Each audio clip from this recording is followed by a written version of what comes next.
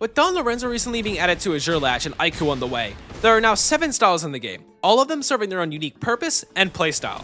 However, as you play the game more, you realize some styles can perform well on every role, while others would be doing better working with Nagi and McDonald's. So today, I'll be going over every style and ranking them in a tier list based on how well they serve their unique role or roles in-game. Basically what that means is a defender style isn't going to be judged on how well they can play as a striker. Before we start, keep in mind that every style serves some sort of value and can still excel in the game. It's just that there's some styles that can do really well in multiple roles and still have great scoring potential. So don't get too mad at me if I put your style lower on the list. With that said, let's start with the character that I probably rolled over 500 times trying to get Rin, Isagi. Isagi's kit, minus some minor changes to his awakening, hasn't really changed since release. Due to this, there's also been some visible power creep with him, especially in his movement. Isagi's kit fares best as a winger due to his lack of dribble moves and low general movement. His awakening being proximity based also makes him really good for pass playing styled wing, while his footwork ability can get him easily up the field. This footwork ability also makes him a good defensive style too, so if he needs to midfielder, it's also a good pick. As for his scoring potential in his base kit, direct shot is pretty weak compared to most shot abilities, but its lack of a windup makes it pretty hard to react to. Furthermore, his awakening working on proximity also allows him to steal super throws, clear the ball, and save enemy shots. This adds to his potential as a defender and a wing, which definitely strengthens him a bit. Overall, although his movement is weaker than most styles, his weapons and really strong potential for plays with his awakening can make him a tough style to deal with in the right hands. So although I'd like to put him at A tier, his lack of 3 to 4 base moves that a lot of characters have now, along with his lack of any variants, make his kit really simple and easy to read. It also annoys me how often direct shot and twin gun can get saved by goalies. For his ranking, he's easy to pick up, but in the right hands, I'd say he's a solid B tier style. I'd put him here because although his base kit and awakening are strong, his base has very little depth and variability in what you can do. If he had another move, it would probably land him in mid to high A. Let's move on to Shido. I'll tell you man, receiving the Shido rework was like Christmas Day for me. This guy was my main on release, and seeing him just get power creeped into the ground was heartbreaking. I mean, he literally had 0 movement abilities, and foremost was either too difficult to hit, or too weak to get past a goalie. But now, this guy's become an absolute menace to deal with, all with new animations and voice lines too.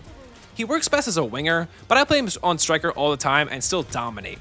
His lack of dribble moves makes it hard to get past a full team, but Draconic Rush made his movement really good, so in most pubs where it's only 2 to 3 forwards with a human GK, you just find the open area, kick the ball, and Draconic Rush directly into there. Then it's just a few dribbles and super rushes towards the goal, and you're already in backheel distance. Or let's say the GK just saved the ball and is about to pass to you. If you grab that ball while you're the first, second, or even third highest up the field, nobody is catching you with the right mechanics unless they have Shido too. For his base kit, he's still got some really mean weapons. Backheel has some solid power to it. With his new formal cell off of a header, it will sometimes pop you up for a shot that almost always goes in. And his aerial Draconic Rush throws another wrench in the mix, just being his old dragon header. Also, I think there's even more weapons than that, like with his old Formless Bicycle being in his kit. And his awakening, oh my god, his awakening is so good. The in-the-box backheel literally teleports the ball into the goal. His mid-air Draconic Rush aerial or backheel are great for clears, and both Big Bang Drive and Dragon Drive work on proximity just like Isagi, giving you all the same opportunities I previously mentioned. This guy dominates modern play no matter what position you are, and he has offensive and defensive capabilities in any scenario. Before this rework, he was the worst style in the game, probably at like D tier. But now, I have to give him high S tier. Like, how does a style like this deserve anything less? His awakening is probably the best one in the game right now. His backheel is a very solid weapon at base. His movement is great, and he has supportive capabilities with his aerial and grounded Draconic Rush. He might get a nerf next update, but I really hope not. Next on our list is Nagi. Now, Nagi has gotten a lot of new abilities and changes to his kit since release. He works best pretty much as any other position other than striker. He's a strong midfielder, winger, and GK. Although he technically has no movement, his fake volley and control further him up the field slowly but effectively. His control also helps you steal magic passes, super throws, and shots as a GK or player. As for his shots though, Heavy has a large windup but is pretty powerful, and his control shot move is really hard to save. Also, I'd like to mention the stuff you can do with control if you have multiple Nagis on a team is just insane. Like, look at this. Okay, You got it right here.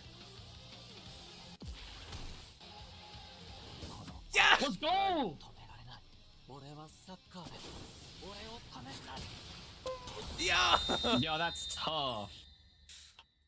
As for his awakening, his heavy variant is probably the best shot with minimal risk. Not to mention it runs off proximity, so you can do everything that Isagi and Shido's awakening can do. However, with Nagi you have to be in the air for it. His awakening control variant usually will score, but the risk of getting in the inner GK box and landing control is just a bit too much to risk as opposed to just using the heavy variant. And lastly, his forward move just kinda sucks now. It's slower than it's heavy, and it won't always be in the air like the heavy variant is. So overall, Nagi has a lot of versatility in his kit, and excels in almost every position he's put into. However, I'd avoid playing Striker with him. Furthermore, he has a lot of potential with his moves and a high skill ceiling, but his lack of movement and weaker base shots hold him back a little bit. With that, I'd probably give Nagi a rank of high A. He's very strong, and with multiple skilled Nagis, he can definitely be an S tier style. But in most practical uses, he's a strong but not insanely threatening pick. Next is Kaiser. Kaiser's biggest weapon is his shot, which makes him best at the wings, especially left wing with his Magnus. You can play him as Striker too, but his movement is pretty weak, with off the ball being stolen by more skilled players, and his other move being a counter that has a huge penalty if you miss it. Although his movement is weak, he makes up for it in his shot power. Kaiser Impact is probably the fastest base shot in the game, and Kaiser Impact Magnus has a really nasty angle from right in the middle outside the goal box. Kaiser Impact not having iframes does weaken his scoring output a little though, because he needs proper space or a stunned enemy to activate it. As for his awakening, Lightning Impact is good against AI, but god awful against human GKs. However, his base impact counter is pretty strong, because you either get it, which is a guaranteed goal, or the enemy doesn't take the bait and you get a free Kaiser Impact. So his movement is a bit weak, his awakening is good but not great, and his weapons are one of the best in the game. With that, I put him at mid A tier, below Nagi but better than Isagi. He's basically the closest thing to a glass cannon in this game. Once he's at the goal, he's a serious problem, but he has trouble getting there on his own. Next on this list is Sai. Sai actually can work effectively at any position, but he excels at GK and midfielder. Sai's kit is a jack of all trades. He has good dribble moves, the best passability in the game, and a decent shot. Adding on to that, his awakening counter is pretty much a guaranteed goal at close range, and is super easy to hit. Let's elaborate on his curve shot a little more though. Although against AI GKs this almost always goes in, most human GKs know how to catch this shot with relative ease. The good thing though is that unlike Rin, that only has 2 angles for his curve shot, with Sai you can angle this one in a lot of different ways. Basically, his shot helps him alternate between being an offensive and defensive player, with a lot of options for passing or shooting. Wrapping up his other moves though, Perfect Touch has a lot of room to bait and switch people, however it can leave you vulnerable in some cases. Nutmeg overall is good if you know what you're doing, and Magic Pass makes him a lethal support style at defense or GK. His only weaknesses are a slightly weak shot, the penalty for missing his counter, and how with Nutmeg and Perfect Touch, people can't steal the ball from you with 0 defense against it, besides avoiding the people or positions. Despite this though, I'd put Sai at mid S tier, below Shido. Ever since his release, he's been meta, and even as new characters come out and surpass him in certain areas, his versatility keeps him at S tier. Next up is the younger brother, Rin. Now, Rin is a bit more interesting and controversial to talk about compared to the others, because he only excels in very specific situations. He works best either as a striker or specifically left wing. If you put this guy on right wing, he's not scoring a single goal against good defense. Like Nagi, Rin thrives on the pure amount of iframes he can put out with his moves to help him go up the field. And honestly, these moves serve very little purpose outside of that. Most GKs don't get baited by fake shot and it barely goes anywhere, and Occlusion Break is too slow to use defensively like Draconic Rush or Isagi's footwork. However, the reason why Rin is so strong right now is his curve shot. When you know the lamps with this thing, it always scores on AI GKs, and human GKs have a really hard time catching it too. Besides that, his awakening isn't bad. Center of Gravity is a decent counter, and Kill usually scores if it's close enough. Pretty lackluster though for having one of the best animations in the game. Overall, his curve shot carries his kit, with his dribble moves giving some easy iframe support. It's a simple but effective loadout, which is why the section is so short.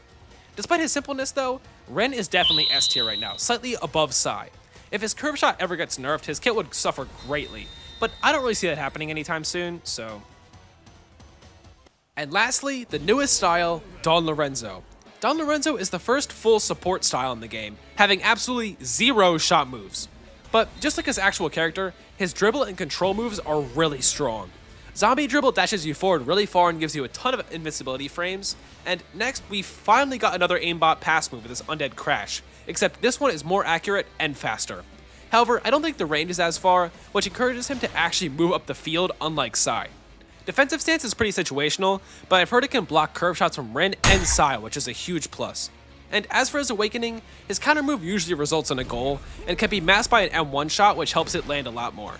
His second awakening move, the counter dribble, has like an almost impossible to hit quick time event right now, so this move is currently not the best, but it should be getting a fix or rework soon. In summary, he's a really strong defensive style that'll definitely be used in a lot of matches casually and competitively. His awakening is pretty good, and although he has no shot moves, he also has a unique supporting passive move, which in some cases outperforms Sai. His control is also really good, and his defensive stance can be used in some really clutch scenarios. So for Dawn, I'd have to put him also at S tier, below Rin but slightly above Sai. And that's it for the tier list so far. Do you agree? Do you think Nagi needs another ultimate move? Do you think I have no idea what I'm talking about? Tell me in the comments. No matter if you agree, I hope you enjoyed this video, and if you'd like to see more of this as new styles come out, tell me in the comments. Finally, as you know, any support helps, and if you watched this far, I'd really appreciate it. With that said, have a good day, and I'll see you next time.